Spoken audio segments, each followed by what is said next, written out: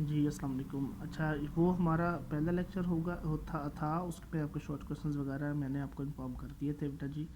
پہلے بھی ویڈیوز وغیرہ سینڈ کی ہیں دونوں, تو ہو سکتا ہے وہ کسی کو ملی ہے یا نہیں ملی. اگر کسی کو مل جاتی ہے تو وہ ری شیئر کر لے یا مجھے سینڈ کر دے, میں دوبارہ اس کو شیئر کر دوں گا گروپ کے اندر. اور دوسرا لیکچر ہمارا یہ تھا کہ 1962 کے آئین کی خصوصیات کی تھی, یعنی کہ salient features of constitution of 1962. ٹھیک ہے, تو سیلینٹ فیچرز کیا تھے؟ تو اس میں جو سیلنٹ فیچرز دیے گئے 6 سیلنٹ فیچرز ہیں اس کے 1962 کے آئین کے. ٹھیک ہے, اس میں سب سے پہلے جو شک تھی وہ تھی, ایک تو ریٹن فارم میں تھا یہ. اچھا, پہلا کویشچن یہ بنے گا کہ یہ پاس کب ہوا تھا 1962 کا آئین, جو نافذ کب کیا گیا تھا. ٹھیک ہے, تو یہ جو تھا implementation, when did second constitution was implemented in Pakistan. تو 8 جون 1962 کو, 8 جون 1962 کو جو ہے یہ نافذ کیا گیا تھا.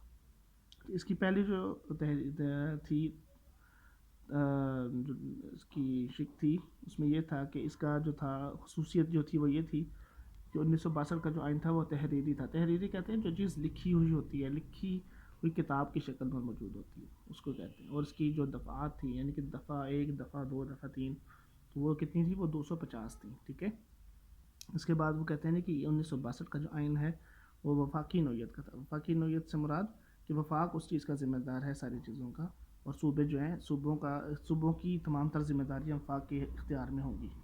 ٹھیک ہے, اور اس میں یہ ہوا کہ دونوں اس دستور میں پاکستان کے دونوں حصے کون کون سے تھے؟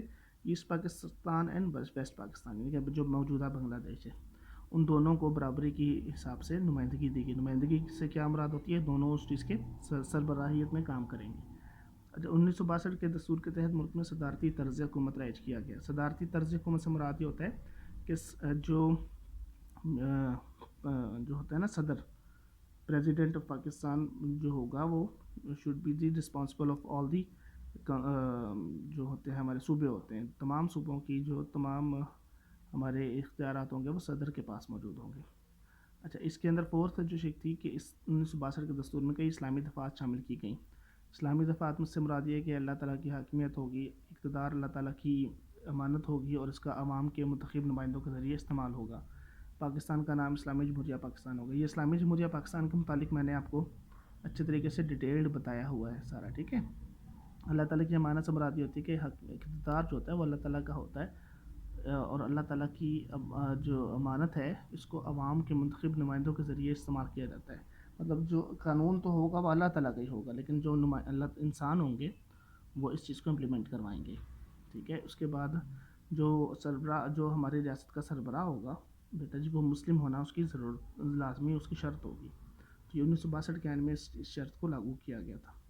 اور اس میں لاسٹ جو بتایا گیا اس میں وہ بتایا تھا کہ جو 1962 کے آئین میں اردو اور بنگالی دونوں زبانوں کو پاکستان کی قومی زبان قرار دیا گیا. اب تو پاکستان کی قومی زبان اردو ہے, تو 1962 کے آئین میں کیونکہ بنگلہ دیش ہمارے ساتھ تھا, مغربی اور مشرقی پاکستان کے نام سے موجود تھے, اس وجہ سے اس کو جو ہے وہ ہم نے اس آئین کے اندر, کانسٹیٹیوشن کے اندر جو تھا, Urdu and Bengali was the national languages of Pakistan. ٹھیک ہے, تو عوام کو بہتر زندگی گزارنے اور اپنی صلاحیتوں کے اظہار کے لیے کئی حقوق دیے گئے. اچھا, اس میں بنیادی حقوق بھی شامل کیے گئے تھے, اور بنیادی حقوق کے بارے میں میں نے بھی آپ کو کلاس میں اچھے طریقے سے انفارم کیا گیا. اچھا, اس کے یہ 2 لیکچرز ہیں. ایک سوال اس لیکچر میں تقریباً 3 سے 4 سوال بنتے ہیں, اور وہ میں نے آپ کو بتا بھی دی ہیں. اس سے پچھلا جو لیکچر تھا اس میں تقریباً 4 سے 5 سوال بنتے ہیں. کسی کو اگر نہیں سمجھ آ رہی ہوگی کہ میرے اس لیکچر کی سمجھ نہیں ہے, کیونکہ تھوڑے سے وقت میں ہم نے اپنا پورا لیکچر کمپائل اپ کرنا تھا, اور اگر نہیں کسی کو سمجھ آتی انگلش میڈیم کو یا اردو میڈیم کو, تو وہ مجھ سے ایزیلی کانٹیکٹ کر کے پوچھ سکتا ہے. ہوم ورک لازمی کیجیے گا بیٹا. ٹھیک ہے جی, اوکے, اللہ حافظ.